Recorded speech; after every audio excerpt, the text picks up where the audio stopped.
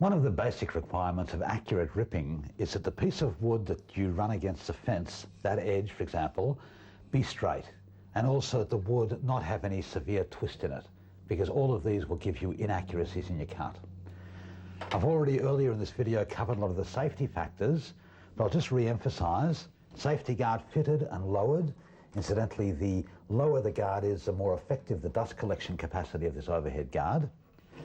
Fence set parallel to the blade, captive push stick ready, and safety glasses. And the object of the exercise is to keep the piece of wood moving smoothly without pausing, because a pause can give you a slight step in the cut, and to keep pushing this piece between the blade and the fence all the way until it's behind the back of the saw blade.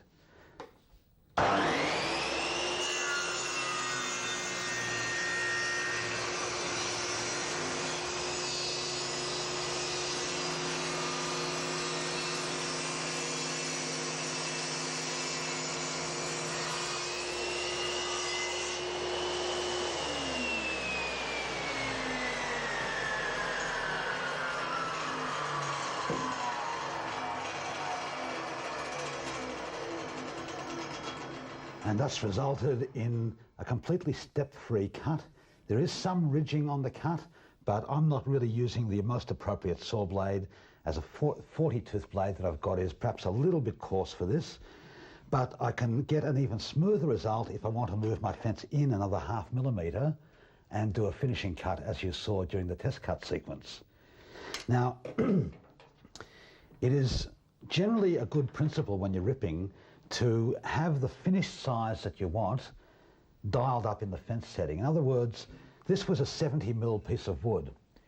If I wanted a piece of wood 60mm wide, then I could either set the fence at 60, as I did, and push this main piece through, or I could have set the fence at 7mm.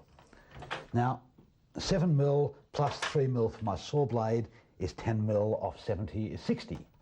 But I've got a number of problems. Firstly, I'd have to raise the guard up higher than it should be for safety reasons and dust collection efficiency. And secondly, I'm going to end up with a very, very narrow offcut trapped between the blade and the fence. That 7mm offcut will be trapped in there, and that could come whistling out like a spear. So wherever possible, have the finished piece of wood that you want, the size you want to end up with, dial that up, and let the offcut look after itself. It's also easier because you don't have to actually calculate anything. You don't have to allow for your blade thickness. You want a 60mm wide piece, set the fence at 60. There's another benefit in this method too, and that is that provided this edge was straight, then the cut edge will be exactly parallel to it, and you'll end up with a piece of wood which is 60mm wide at this end and 60mm wide at that end. If you had done it the other way, and let's imagine that this piece of wood didn't start off as an exactly parallel 70mm piece, but it went from 69 at this end to 70 at this end, which quite often happens in timber dressed by local timber yards. If you had set the fence in close to the blade, you'd have taken exactly 7mm plus a blade width is 10mm off, and you'd then end up with 59 at one end and 60 at the other. So setting your fence to the desired size you want is the best, most accurate, safest and easiest method of doing any rip cut. Whenever I'm building furniture and using natural timber as opposed to MDF or particle board, I always rip my pieces about 1 millimeter oversize and then do a finishing cut.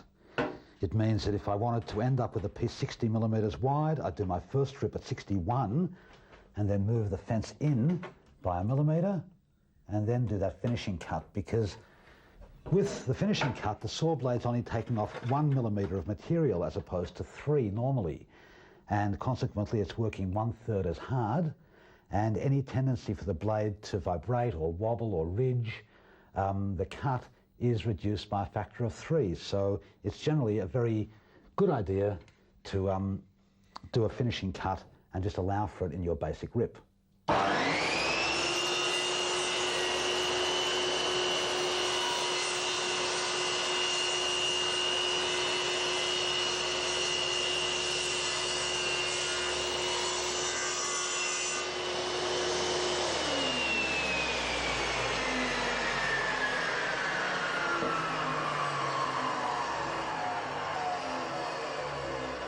And that's now even smoother, just all it requires a very light touch-up sanding. If the quality of your cuts is very important to you straight off the saw, then you can experiment with lowering your saw blade.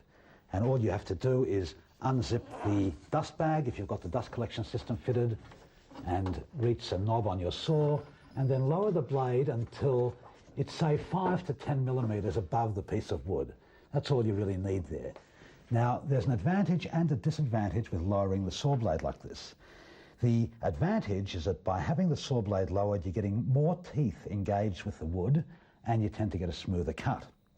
The problem is that when the saw blade's up fully high, it's got a component of its direction of rotation pushes the wood down on the table. When the blade's low, the teeth rather tend to push the wood back towards you. So you mustn't use this lowered blade technique when you're cutting very thin or flexible material, which has a tendency to flutter up the saw blade. To demonstrate the point, I've lowered the saw blade and I'm going to rip this small piece of flexible plywood, and it should flutter up the blade a bit to demonstrate what I'm talking about. I have raised the safety guard a bit to allow the wood to flutter up, just to demonstrate the point. You'd normally have it lower, but I wanted to demonstrate the use of a different type of push stick that you'll see, and how this tends to hold the wood down as well as propel it forwards. It's as simple as this.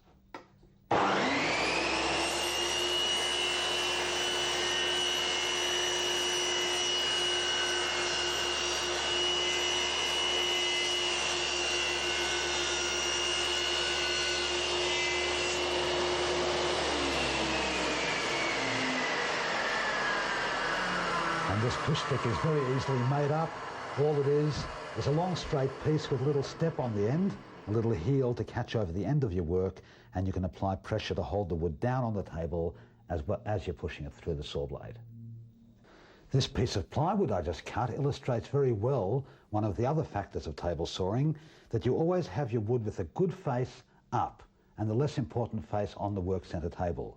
Because where the teeth cut into the wood, in other words the uppermost surface, you get a nice clean edge, and where the saw blade teeth tear out at the bottom is where you get all your tear out and your uncut fibres.